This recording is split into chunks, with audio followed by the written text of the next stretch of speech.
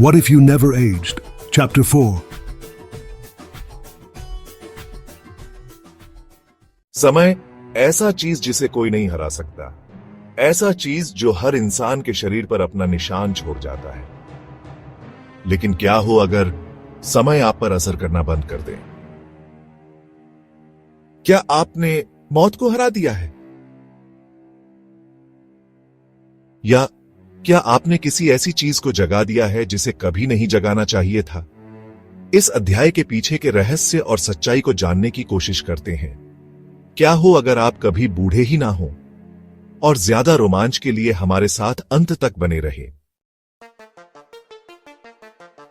सदियों से इंसान अमरता के आकर्षण में मोहित रहे हैं। कहानियों में पुराने रसायन शास्त्र, जादुई अमृत और छिपे हुए रहस्यों का जिक्र है जो अनंत जीवन का वादा करते हैं। लेकिन क्या अमरता सिर्फ एक कहानी है या यह हमारी पहुंच में हो सकती है? समय एक ऐसा दुश्मन जिससे कोई बच नहीं सकता। यह हर इंसान के शरीर पर अपनी छाप छोड़ता है। लेकिन क्या हो अगर समय आप पर असर करना बंद कर दे? क्या आपने मौत को हरा दिया है, या क्या आपने कुछ ऐसा जगा दिया है जिसे कभी छेड़ना नहीं चाहिए था? जैसे जैसे हम इतिहास के पन्नों और आधुनिक विज्ञान के गलियारों से गुजरते हैं, हम अनंत जीवन की खोज के रहस्यों और खतरों को उजागर करेंगे। क्या हम प्रकृति की अंतिम सीमा के साथ छेड़छाड़ के परिणामों का सामना करने के लिए तैयार हैं? हमारे साथ जुड़ें जैसे हम अमरता की रहस्यमय दुनिया में उतरते हैं। हमारा शरीर सेल्यूलर सेनेसेंस से गुजरता है, मतलब जहां कोशिकाएं बूढ़ी हो जाती हैं और काम करना बंद कर देती हैं। टेलोमियर्स, डीएनए के सिरों पर जो सुरक्षा कवच होते हैं, वो समय के साथ छोटे होते जाते हैं। डीएनए में गड़बड़ियां बढ़ती जाती हैं, जिससे बीमारियां होती हैं और आखिरकार मौत। लेकिन क्या हो अगर हम इस प्रक्रिया को रोक सकें? कुछ जीव जैसे इमॉर्टल जेलीफिश अपनी कोशिकाओं को फिर से जवान अवस्था में ला सकते हैं। क्या इंसान भी इस राज को खोल सकते हैं? अगर हम खुद समय को रोक सकें तो मौत का क्या होगा? हमने कर दिखाया, हमने बुढ़ापे को हरा दिया। साइंटिस्ट ने यामानाका फैक्टर्स खोज निकाले हैं। ये रहस्यमयी प्रोटीन सेल्स को जवान अवस्था में वापस ले जाते हैं। क्रिस्पीआर जीन एडिटिंग से हम उम्र से जुड़ी बीमारियों को अपने डीएनए से मिटा सकते हैं। रपामाइसिन और मेटफॉर्मिन, ये दवाइयां ट्रायल्स में हैं और ये जीवन को लंबा करने का वादा करती है। लेकिन कुछ तो बेचैन करता है। जैसे जैसे हम बुढ़ापे को रोकने के करीब पहुंच रहे हैं, सवाल उठते हैं, ऐसी शक्ति के एथिकल इंप्लीकेशंस क्या है? हमेशा जीने की इच्छा इंसान जितनी पुरानी है, लेकिन क्या हम सच में इसके कॉन्सिक्वेंसेस के लिए तैयार हैं? साइंस और नेचर के बीच की रेखा धुंधली होती जा रही है और अनफोर्सीन रिपरकशंस की संभावना बड़ी होती जा रही है। समय के विरुद्ध इस दौड़ में हमें सावधानी से कदम रखना होगा, क्योंकि एंटी एजिंग साइंस का उदय आशा और अनिश्चितता दोनों लाता है। क्या ये एडवांसमेंट्स हमें एक यूटोपियन फ्यूचर की ओर ले जाएंगे, या ये नए चैलेंजेस का पेंडोरास बॉक्स खोल देंगे? इमॉर्टैलिटी का सफर कॉम्प्लेक्सिटीज से भरा है और हर डिस्कवरी हमें उस अल्टीमेट क्वेश्चन के जवाब के करीब लाती है, हमें करना चाहिए या नहीं। आपके जख्म तेजी से भर जाते हैं, आपके सेल्स कभी मरते नहीं। लेकिन क्या हो अगर ये अमरता का वरदान किसी भयानक कीमत के साथ आए? कैंसर, अनियंत्रित सेल ग्रोथ की एक कड़वी सच्चाई एक बहुत बड़ा दुश्मन बन सकता है।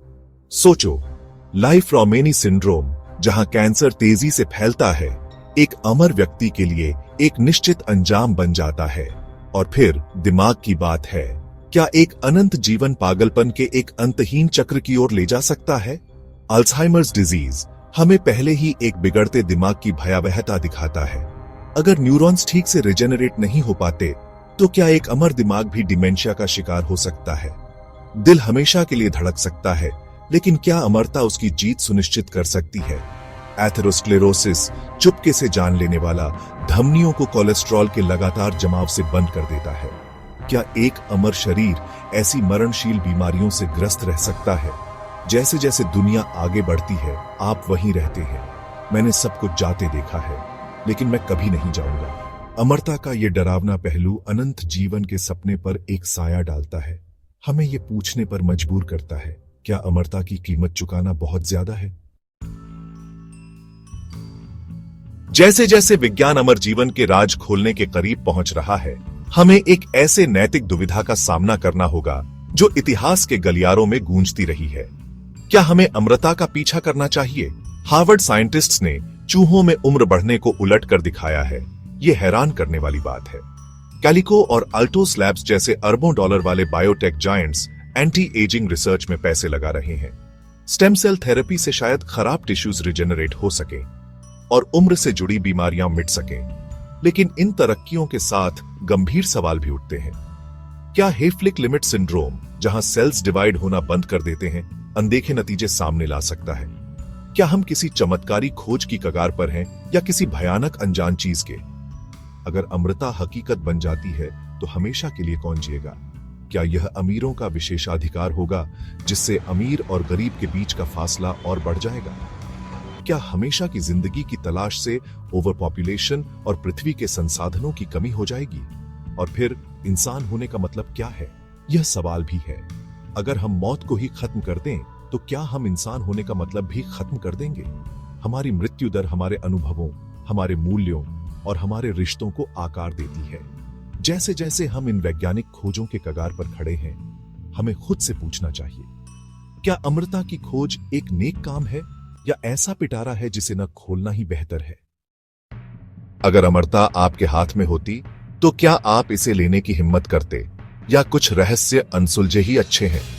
खबरदार, आप जिस चीज की सबसे ज्यादा ख्वाहिश रखते हैं वही आपका सबसे बड़ा श्राप बन सकती है। अनजाने के सायों में एक नई खोज हमारा इंतजार कर रही है, कुछ ऐसा जो इंसानियत का रुख हमेशा के लिए बदल सकता है। लेकिन किस कीमत पर? जैसे जैसे वैज्ञानिक मुमकिन के दायरे को आगे बढ़ाते हैं, हम एक नए युग के कगार पर खड़े हैं। एक ऐसा युग जहां जिंदगी और मौत के बीच की रेखा धुंधली पड़ जाती है। एक ऐसी दुनिया की कल्पना कीजिए जहां बीमारियां मिट जाती हैं, जहां बुजुर्ग अपनी जवानी वापस पा लेते हैं और जहां मौत अब एक अटल नियति नहीं रह जाती। लेकिन बड़ी शक्ति के साथ बड़ी जिम्मेदारी भी आती है। इसके नैतिक पहलू बहुत चौंकाने वाले हैं। क्या होगा जब सिर्फ अमीर ही हमेशा के लिए जीने का खर्च उठा पाएंगे?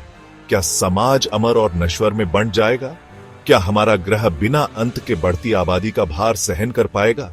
ये कुछ ऐसे सवाल हैं जिन पर हमें अमृता के सपने को हकीकत बनाने की दिशा में आगे बढ़ते हुए विचार करना होगा।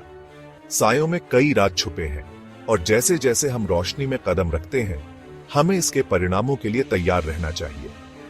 तो जैसे ही हम इस अभूतपूर्व खोज के कगार पर खड़े हैं, हमें खुद से पूछना चाहिए, क्या हम अमृता की कीमत चुकाने के लिए तैयार हैं? जैसे जैसे वैज्ञानिक गहराई में जाते हैं, वो ऐसे राज खोलते हैं जो कभी खुलने ही नहीं चाहिए थे। जिंदगी और मौत के बीच की रेखा धुंधली पड़ जाती है और नतीजे अकल्पनीय हो जाते हैं।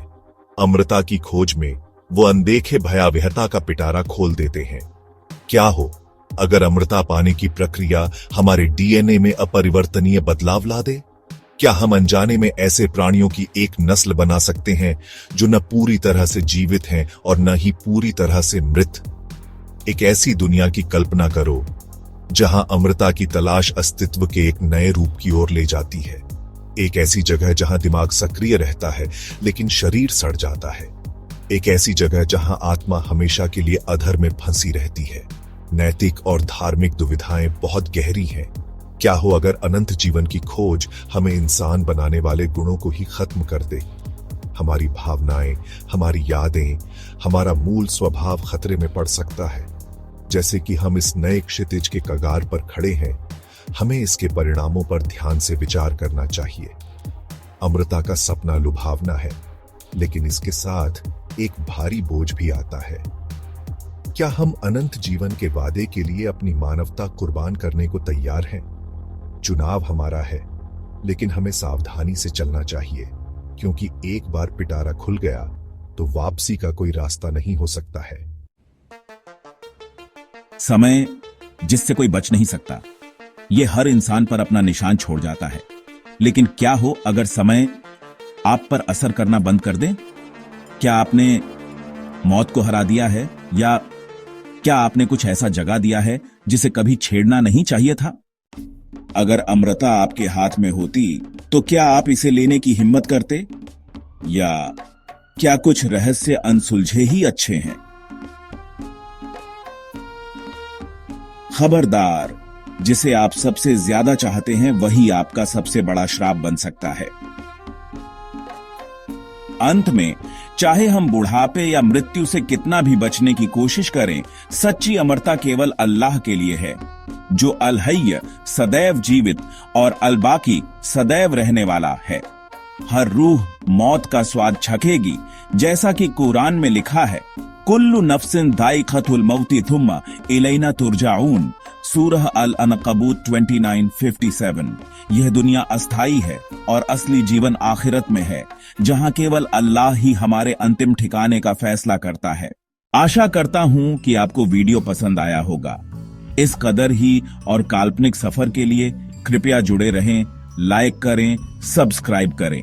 अब आगे इस सीरीज में और वीडियो बनाना है या नहीं, वो आप लोगों के आवश्यकता और प्यार के ऊपर है। कम से कम 500 सब्सक्राइबर का इंतखाब करता हूं। Thank you.